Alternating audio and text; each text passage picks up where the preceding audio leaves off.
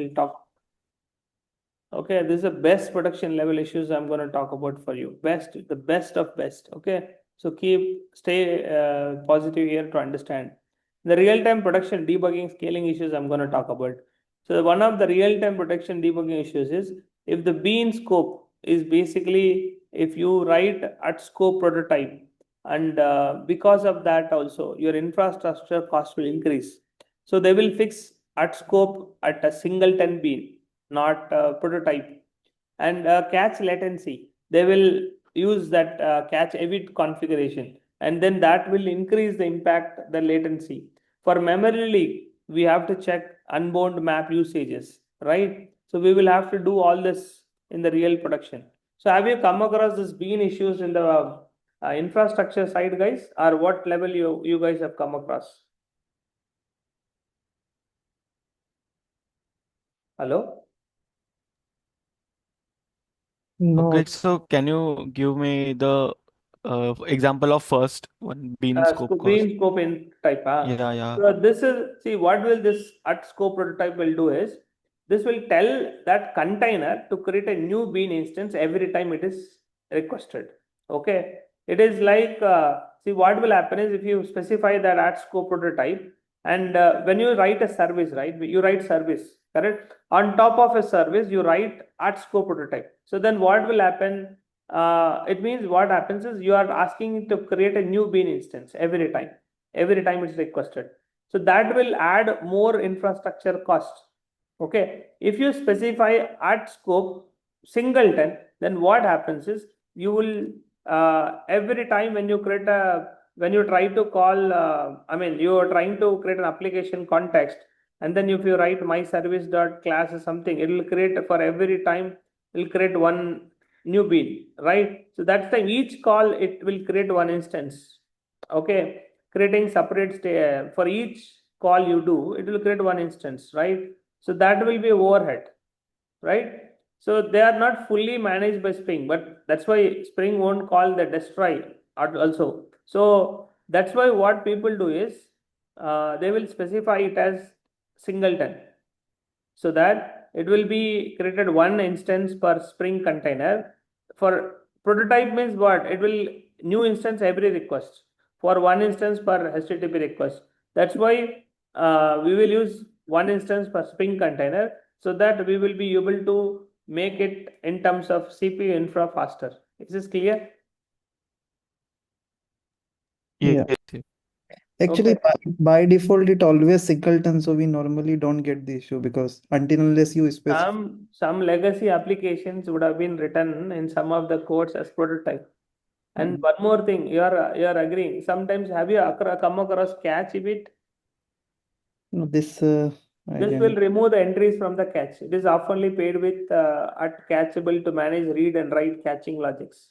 Mm-hmm. If you are catching the data like any user info, product prices, sometimes updates and deletes outdated cache to prevent that stored data. We do that. So that is why we use catchable and catch evit, right? This catch evit will take that information, right? It will store the results in the cache.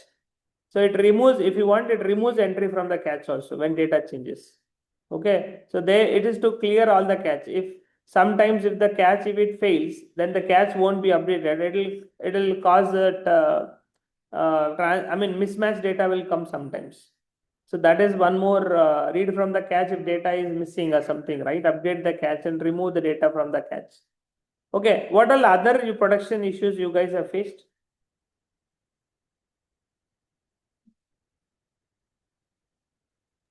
Hello? Production memory leak issues you guys haven't come across? Hello? Memory leak in production. Yeah, we got the issue, but not. Out of memory error, app crashing, increasing GC time, how high CPU memory usage. What do you do in that cases, guys? What do you Yeah, do in that cases? we get the issue due to the get all query, so we use the pagination after that.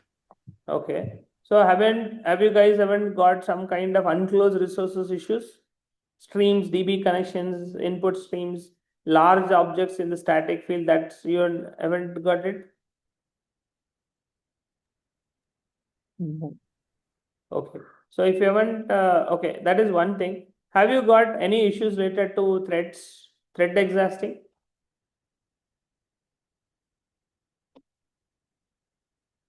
No, guys? No. Okay, so what are your real-time production issues then? There will be a lot of CPU hikes and stucks and out of memory error also in the real world app, right? In thread pool executor service, right? So thread pool is a collection of ready created threads ready to work, right? It will help you to reduce the thread creation, right? So there also real time is that thread never die or it's always reused only, right? So that time what error you get? Too many threads will be misconfigured, right? Pool size will increase. So we will get something called unbound thread queue. Have you ever got this, guys?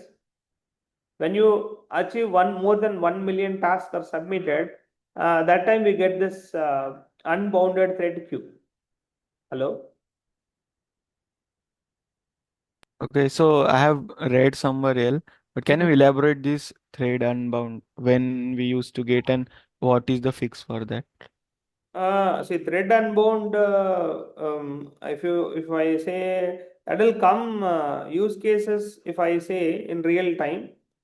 So there are many use cases, but I'll give one example. A real ways is that see, generally thread pool is a queue that will grow without any limit when the tasks you submitted they are in the queue. Correct. So suppose you create a thread pool executor object and say you want to have some specific number of threads to be run, right? So what will happen is, suppose an example I'm telling. Suppose you want to download a CSV file reports. Hello? You want to download some CSV file reports. Okay.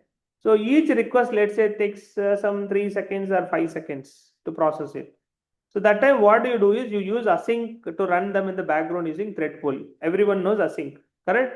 We use async. So async is to run them in the background using thread pool, correct? But the problem is, what happens is 100 users will hit. So first 10 users will start immediately. But remaining 10 users, what will happen? Because of the limitation of the thread pool, they will go to the queue. And if 1000 users hit in 10 minutes, the queue will increase to 990 people. Understood? So what will happen? Only first 10 people will execute. Rest of 90 people will go and sit. Then if again people come, again it will go into queue.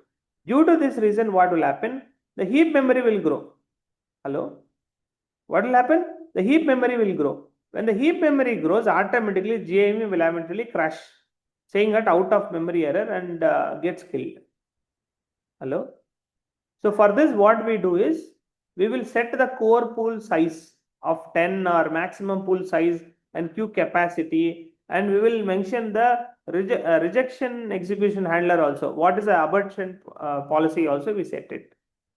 I hope you understood the scenario. Yes, yes. So this is a real-time use cases of thread pools. Okay. So what exactly a real built engineer or any core Spring Boot engineer, what do you guys have to do, guys? Come on, anyone tell me here. What as a real Spring Boot engineer has to work with? What he should be capable of understanding with? He should be really think about backend architect. He should go behind CRUD operation. You should really master how in your real projects or your infrastructure or your organization systems are scaling, how they are failing, how we can recover them, how you can perform them. So what kind of trade-off and bottleneck preventions you can do at infrastructure level, and learn to balance that latency, guys. That is very, very important. Got it my point, what I'm trying to say? And that is a core thing we have to do as a build for engineers. And this session is all about that only. Be the person who solves real production issues. That can be debugging slow APIs, GC issues, catching mistakes, maybe N+1 queries, or future outages, root causes. I mean, any real world, stories that you can talk about. This is the real world things. Okay, so why it matters is because if you are someone who wants to monster Spring and work with a very high level thing, the best engineers I know that they will know how to understand the systems end to end. And when you're building microservice or whatever, chasing your high-end package, there's a mindset that you have to shift. So that is why we are here to help you guys. And any more questions here? Any more questions? Any smiling questions you have?